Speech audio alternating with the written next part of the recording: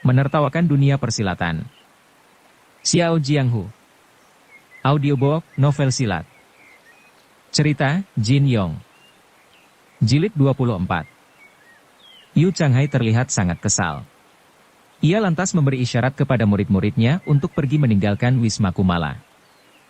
Sementara itu, Biksuni Dingyi dan Liu Zhengfeng bersama murid-murid mereka sudah lebih dulu meninggalkan rumah pelacuran tersebut untuk mencari Yilin di tempat lain. Seketika suasana Wisma Kumala berubah sepi, seolah-olah hanya tinggal Muga Ofeng dan Lin Pingxi berdua yang tertinggal di sana.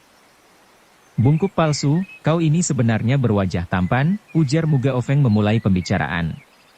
"Nak, kau tidak perlu memanggil kakek lagi kepadaku. Mulai saat ini kau panggil saja si bungkuk ini sebagai gurumu." Lin Pingxi terlihat masih kesakitan akibat ditarik kedua orang sakti tadi. Diam-diam ia berpikir, ilmu silat si bungkuk ini 10 kali lipat di atas ayah. Bahkan, Yu Changhai pun segan kepadanya. "Jika aku ingin membalas dendam, maka jalan yang paling baik memang harus berguru kepadanya. Akan tetapi, sewaktu murid Kinceng tadi menyerangku, ia sama sekali tidak berusaha untuk menolong. Baru setelah mendengar siapa diriku yang sebenarnya, ia pun turun tangan untuk membantu. Jelas orang ini punya maksud yang kurang baik." Melihat pemuda itu tampak ragu-ragu, Muga Ofeng kembali membujuknya, "Kau sendiri telah mengetahui kehebatan ilmu silat dan nama besar si bungkuk dari utara. Sampai saat ini aku belum pernah memiliki murid seorang pun. Jika kau bersedia menjadi muridku, maka semua kepandaianku akan kuturunkan kepadamu. Jangankan melawan murid-murid Kinceng, bahkan Yu Changhai sendiri kelak dapat kau kalahkan dengan mudah.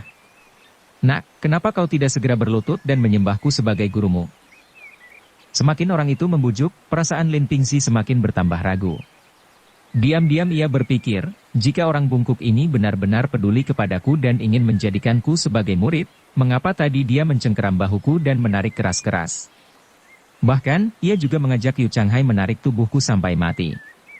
Setelah mengetahui siapa diriku yang sebenarnya, Yu Changhai menginginkan diriku hidup-hidup. Jelas dia ingin mendapatkan kitab pedang penakluk iblis dariku. Dalam serikat pedang 5 gunung banyak terdapat orang-orang sakti dan bijaksana. Bila ingin mendapatkan guru yang baik, seharusnya aku berguru kepada salah satu di antara mereka. Si bungkuk ini sangat kejam. Tidak peduli setinggi apapun ilmunya, aku tidak boleh berguru kepada orang jahat ini." Melihat Lin Pingxi masih tetap ragu-ragu, Muga Ofeng menjadi gusar. Namun demikian, bibirnya tetap menunjukkan senyum. "Bagaimana? Apakah kau menganggap kepandaian si bungkuk ini belum memenuhi syarat? Apa kau merasa diriku ini belum pantas menjadi gurumu?" seru Muga Ofeng sambil tertawa. Sekilas Lin Pingxi sempat melihat wajah Muga Ofeng yang bengis dan keji sebelum tersenyum. Seketika ia pun bergidik ngeri. Ia merasa sangat terdesak oleh manusia bungkuk tersebut.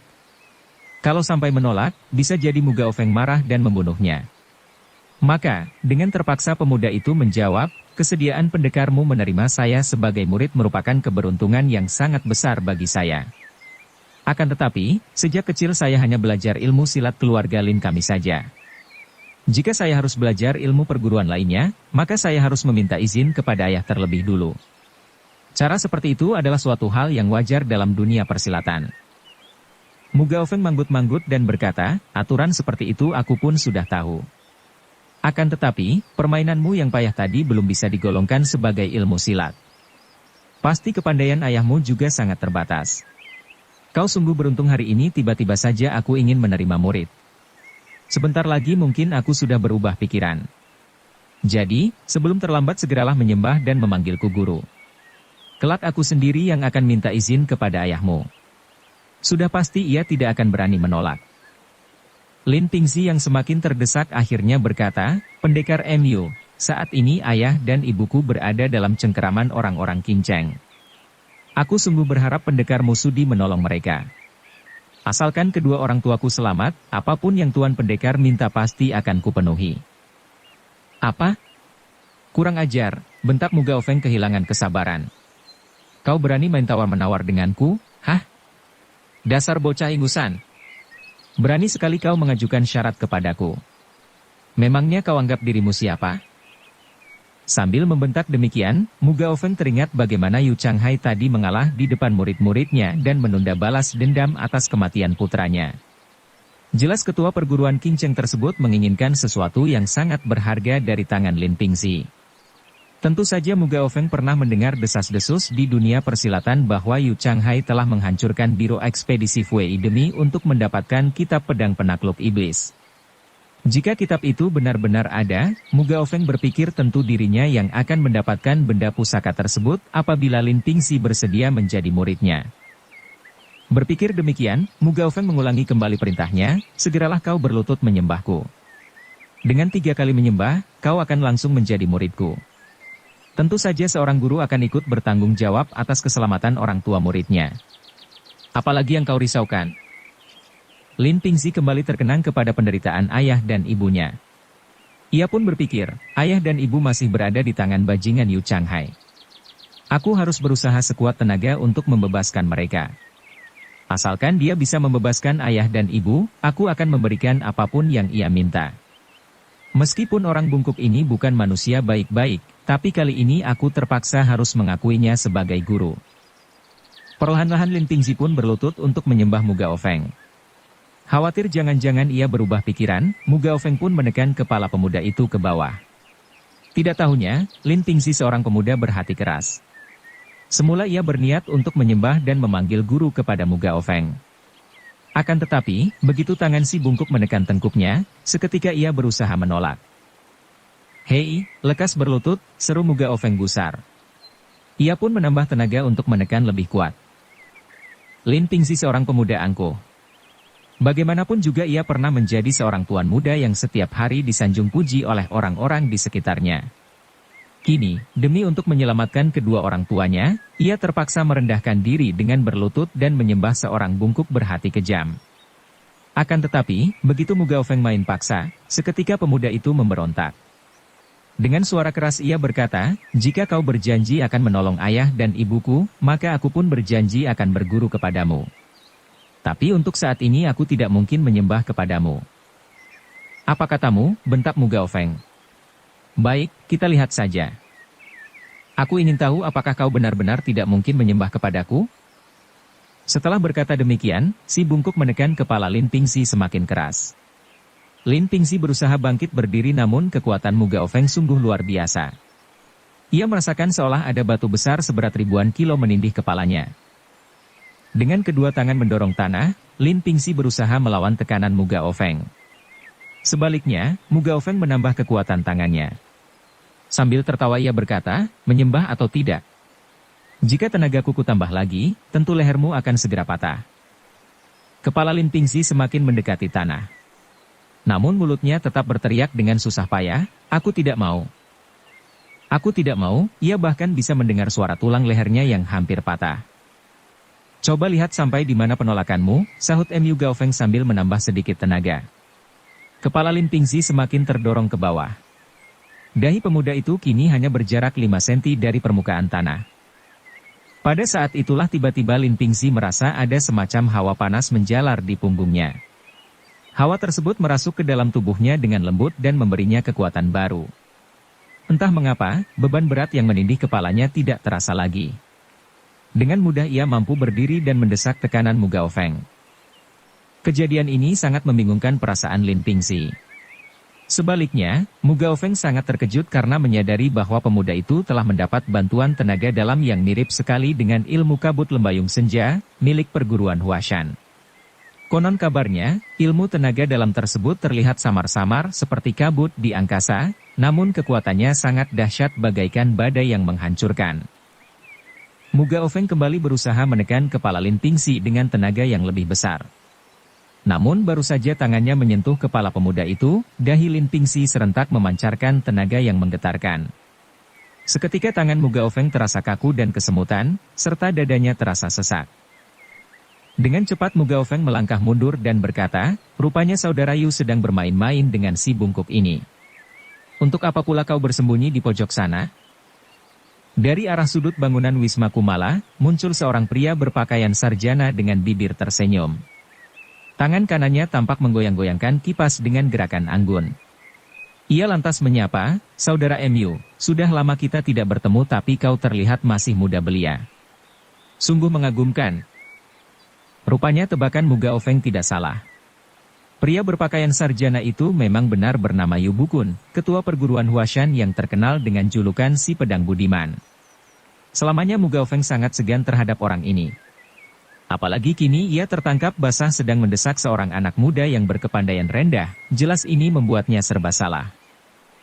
Namun demikian, si bungkuk berusaha menyembunyikan perasaannya dan membalas dengan ramah, "Saudara Yu, kau jangan bercanda.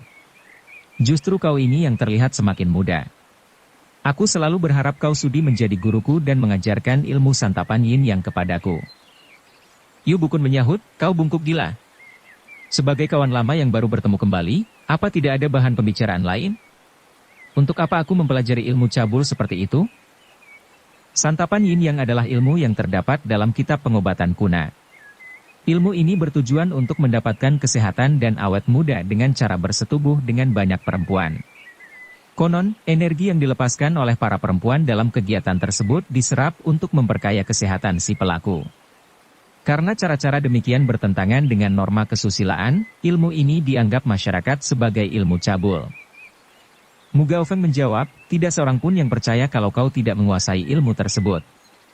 Jika tidak, bagaimana mungkin kau terlihat seperti cucuku, padahal usiamu sudah lebih dari 60 tahun? Lin Pingzi sendiri sudah melompat mundur sewaktu Mu Gaofeng melepaskan cengkeramannya. Begitu menoleh ke arah Yu Bukun, ia langsung terpesona melihat wibawa ketua perguruan Huashan tersebut. Wajahnya terlihat bersih tanpa kerutan sedikit pun, dengan janggut tertata rapi di dagunya. Diam-diam pemuda itu berpikir, bangsat bungkuk itu memanggilnya dengan sebutan Saudara Yu. Mungkinkah laki-laki yang berwibawa seperti dewa itu bernama Tuan Yu, ketua perguruan Huashan yang terkenal? Apa benar usianya sudah lebih dari 60 tahun? Padahal, sepertinya ia baru berusia 40. Lao Denwo adalah murid orang ini, tapi dia terlihat jauh lebih tua. Namun kemudian ia teringat ibunya pernah bercerita bahwa kaum persilatan yang memiliki tenaga dalam tingkat tinggi konon tidak hanya berumur panjang, tapi juga awet muda. Dalam hati Lin Pingzi semakin bertambah kagum. Yu Bukun tersenyum sopan dan berkata, "Saudara MU, pemuda ini seorang anak yang berbakti. Ia juga pemberani dan berjiwa kesatria. Bakat seperti ini sulit dicari, sehingga tidak heran kalau saudaramu suka kepadanya. Perlu diketahui, semua kemalangan yang menimpa dirinya disebabkan oleh keberaniannya menolong Lingsan, putriku. Melihat dia menemui kesulitan, mau tidak mau aku harus segera turun tangan. Dengan memandang diriku, aku harap saudaramu sudi menaruh belas kasihan kepadanya." "Apa katamu?" sahut Mu Gaofeng terheran-heran. "Bocah ini berilmu rendah, mana mungkin ia menjadi pahlawan penolong putrimu? Mungkin ceritanya harus dibalik. Mungkin yang benar, melihat bocah tampan ini, maka keponakan Lingsan telah." Menyadari si bungkuk suka berkata kotor, Yu Bukun buru-buru menukas, "Sesama kaum persilatan wajar jika saling memberikan pertolongan. Menolong tidak harus dengan tenaga ataupun kekuatan. Membantu dengan ucapan juga termasuk pertolongan.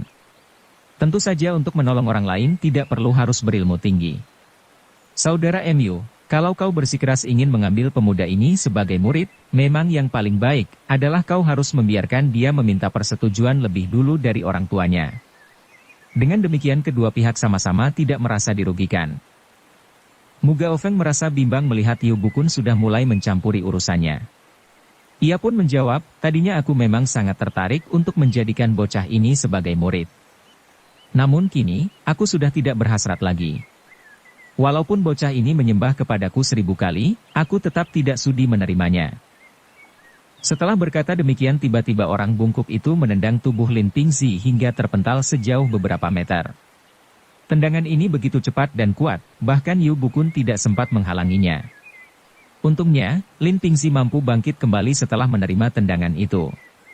Penderitaan yang bertubi-tubi telah membuat fisik dan mental pemuda ini bertambah kuat. Yu Bukun berkata, "Saudara MU, sebenarnya bukan aku yang bertambah muda, tetapi dirimu sendiri.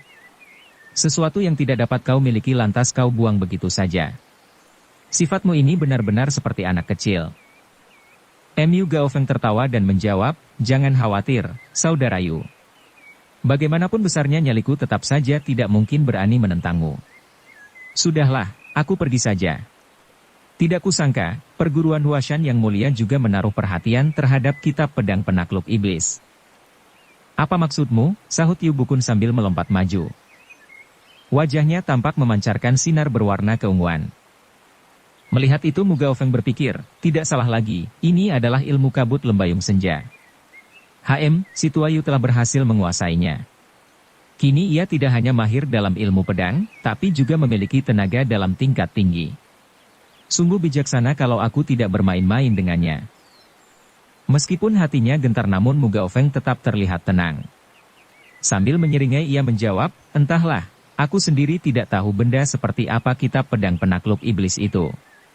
Yang aku tahu, Yu Changhai tampak sangat menginginkannya. Harap saudara Yu jangan tersinggung atas ucapanku yang lancang tadi. Selamat tinggal. Usai berkata demikian, Muga Ofeng melesat pergi ditelan kegelapan malam. Yu Bukun menghela napas dan berkata lirih, sayang sekali, tokoh berbakat seperti dia malah berkelakuan. Sambil menelan kata, tidak baik, ketua Huashan ini tampak menggelengkan kepala. Tiba-tiba Lin Pingxi berlari maju untuk kemudian berlutut di hadapan Yu Bukun. Berkali-kali ia menyembah sambil berkata, mohon guru sudi menerima saya sebagai murid. Saya siap untuk mematuhi dan melaksanakan semua tata tertib perguruan. Sedikit pun saya tidak akan berani membantah perintah guru. Yu Bukun tertawa dan menjawab, jika aku menerima dirimu, tentu kelak aku akan diolok-olok si bungkuk, bahwa aku telah berebut murid dengannya. Lin Pingxi menyahut, begitu melihat guru, saya langsung merasa kagum. Keinginan ini lahir dari lubuk hati saya yang paling dalam. Sama sekali tidak ada unsur keterpaksaan. Yu Bukun menukas, menerima dirimu sebagai murid bukan masalah sulit. Hanya saja, kau belum memberitahu ayah dan ibumu. Jangan-jangan mereka tidak mengizinkanmu. Asalkan guru menerima saya, tentu ayah dan ibu ikut merasa senang. Saya berani menjamin mereka berdua pasti mengizinkan. Kedua orang tua saya ada di tangan para penjahat kinceng. Hanya guru yang dapat membebaskan mereka, ujar Lin Pingxi sambil terus memohon. Baiklah, lekas bangun, jawab Yu Bukun. Kalian semua, lekas keluar dari persembunyian. Beberapa orang pun bermunculan dari balik tembok. Mereka tidak lain adalah murid-murid Huashan, yaitu Lao Denwo, Liang Fa, dan sebagainya. Kesemuanya sejak tadi diperintahkan untuk bersembunyi dan hanya boleh keluar jika Muga Ofeng sudah pergi. Bagaimanapun juga, Yu Bukun tidak ingin mempermalukan si bungkuk dari utara di hadapan banyak orang. Lao Denwo dan adik-adik seperguruannya berkata dengan nada gembira, kami mengucapkan selamat, guru baru saja menerima seorang murid yang gagah berani. Sudah pasti dia akan memiliki masa depan yang cerah. Yu Bukun tersenyum dan berkata, Pingxi, mereka ini adalah kakak-kakak seperguruanmu. Tentu sebelum ini kau pernah melihat mereka. Nah, sekarang kalian bisa berkenalan secara resmi. Lin Pingxi pun memberi hormat kepada murid-murid Huashan itu satu persatu. Mereka adalah Lao Denwo, murid nomor 2 yang berambut putih, Liang Fa, murid nomor 3 yang bertubuh tinggi besar, Si Daizi, murid nomor 4 yang berdandan seperti kuli, Gao Genming, murid nomor 5 yang suka membawa sempoa, serta Lu Dayou, murid nomor 6 yang membawa seekor kera kecil.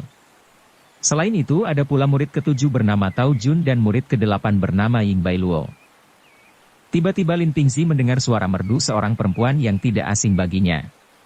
Perempuan itu berdiri di belakang Yu Bukun dan berkata, ayah, kalau aku ini termasuk kakak atau adik?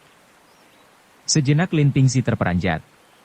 Ia sama sekali tidak pernah lupa kalau itu adalah suara Ling San, si gadis burik yang dulu menyamar sebagai penjual arak bernama Wan Er. Dengan malu-malu gadis itu memandang ke arah Lin Pingxi namun sekejap kemudian langsung berlindung kembali di balik punggung sang ayah. Melihat wajah gadis itu, Lin Pingxi terkejut dan berpikir, tadinya dia berwajah burik penuh benjolan seperti bekas penyakit cacar. Tapi kenapa sekarang dia terlihat begitu cantik? Di bawah cahaya rembulan, Lin Pingxi memang tidak bisa melihat dengan jelas wajah Yu Ling San, namun ia yakin gadis ini sangat cantik tidak seperti pertemuan sebelumnya. Pemuda itu kembali berpikir, aku ingat sekarang, bahwa Biksuni Dingi pernah bertanya mengapa gadis ini menyamar dengan wajah burik. Ternyata seperti ini wajahnya yang asli. Tao Jun dan murid ke-8 bernama Ying Bailuo. Terdengar Yu Bukun menjawab pertanyaan putrinya, meskipun ke-7 kakak seperguruanmu ini bergabung dengan Huashan sesudah dirimu, namun mereka memanggilmu adik kecil. Khusus untuk dirimu memang tidak dipanggil sesuai urutan masuk perguruan, melainkan berdasarkan usia. Sepertinya sudah nasibmu dipanggil adik kecil sekali lagi, karena usia Pingsi sedikit di atasmu. Tidak bisa, sahut Yuling San. Dia harus memanggilku kakak. Mulai sekarang kalau ayah menerima murid baru, entah 100 orang, entah 200 orang, semua harus memanggil kakak kepadaku. Sambil tertawa kecil, Yuling San muncul dari balik punggung sang ayah. Kini Lin Pingzi dapat melihat dengan jelas betapa Putri Yu Bukun itu memang sangat cantik dengan wajah bulat telur serta sepasang mata yang indah cemerlang. Perlahan-lahan Lin Pingzi membungkuk dan berkata, "Kakak Yu, atas belas kasihan guru, aku dapat diterima sebagai murid perguruan Huashan. Siapa yang masuk perguruan lebih dulu berhak dipanggil kakak. Tentu saja dalam hal ini aku terhitung adik seperguruanmu." Yuling San terlihat senang dan berkata kepada ayahnya, "Ayah dengar sendiri, bukan? Dia memanggilku sebagai kakak secara sukarela. Aku sama sekali tidak memaksanya." Yu Bukun menjawab, "Dia baru masuk perguruan sudah kau takut-takuti dengan kata paksa. Jangan-jangan dia berpikir kalau semua muridku suka main paksa. Mengerikan." Maka tertawalah murid-murid Huashan lainnya. Mencuri semangka. Yuling San kembali berkata, "Ayah, kakak pertama bersembunyi di sini untuk menyembuhkan lukanya. Tadi dia terkena pukulan pendeta Yu 1 kali. Keadaannya tentu bertambah parah. Mari kita lekas menjenguknya." Yu Bukun menggelengkan kepala dan berkata, "Sebaiknya Genming dan Daisy saja yang masuk." Gao Genming dan si Daisy mengiyakan dan segera melompat ke dalam kamar melalui jendela. Namun tidak lama kemudian terdengar mereka berseru, "Guru, kakak pertama tidak ada di sini." Di kamar itu tidak ada siapa-siapa. Cahaya api terlihat memancar keluar melalui jendela, pertanda kedua murid Huashan itu telah menyalakan lilin. Yu Bukun mengerutkan dahinya. Sebagai seorang yang selalu menjaga kehormatan, pantang baginya masuk ke dalam rumah pelacuran yang kotor dan hina tersebut. Ia pun memerintahkan Lao Denwo untuk membantu mencari. Setelah Lao Denwo masuk ke dalam kamar melalui jendela, Yuling San berkata, "Ayah, aku juga ingin masuk untuk mencari hina tersebut."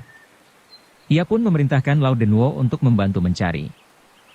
Namun Yu Bukun segera memegangi lengan putrinya itu dan berkata, "Hus, kau tidak boleh sembarangan masuk ke tempat seperti ini." Yuling San yang pernah menyaksikan kehebatan pukulan Yu Changhai merasa sangat cemas. Ia pun menukas dengan suara serak hampir menangis, tapi kakak pertama terluka parah. Aku takut dia mati karena lukanya itu."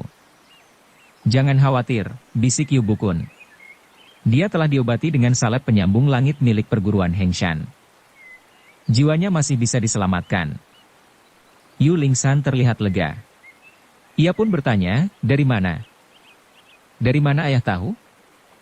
"Diam, jangan cerewet," sahut Yu Bukun. Ling Huchong yang belum pulih memang kembali terluka oleh sambaran angin pukulan Yu Changhai tadi. Lukanya kembali terbuka dan mengeluarkan banyak darah. Meskipun demikian, telinganya masih bisa mendengar dengan jelas suasana di luar kamar saat Yu Changhai dan Muga Ofeng memperebutkan Lin Pingzi. Namun begitu mendengar kedatangan Yu Bukun, seketika pemuda itu sangat ketakutan. Ia memang tidak takut kepada siapapun, kecuali kepada gurunya itu. Khawatir sang guru akan menghukumnya karena berada di dalam rumah pelacuran, ia pun berkata kepada Yilin dan Ku Feiyan, "Celaka, guruku ada di sini. Kita harus segera pergi." Sambil berjalan sempoyongan dan memegangi dinding, Ling Huchong menyusuri lorong Wisma Kumala. Ku Feiyan segera menarik lengan Yilin untuk berjalan di belakang pemuda itu. Khawatir Ling Huchong terjatuh dan kehilangan kesadaran, mereka berdua serentak memegangi lengan kanan dan kirinya untuk membantu ia berjalan. Ling Huchong menyusuri sebuah serambi panjang sambil menggertakkan gigi menahan sakit. Ia sadar pendengaran dan penglihatan gurunya sangat tajam. Jika ia meninggalkan Wisma Kumala saat ini, tentu akan segera ketahuan. Maka, begitu melihat sebuah kamar besar di sisi kanan, buru-buru ia memasuki ruangan tersebut. "Lekas tutup pintu dan jendela," ujarnya dengan suara lirih. Ku Feiyan segera melaksanakan permintaan itu. Dalam keadaannya yang lemah lunglai, Ling Huchong segera merebahkan diri di atas ranjang. Napasnya pun terdengar sangat payah dan tersengal-sengal.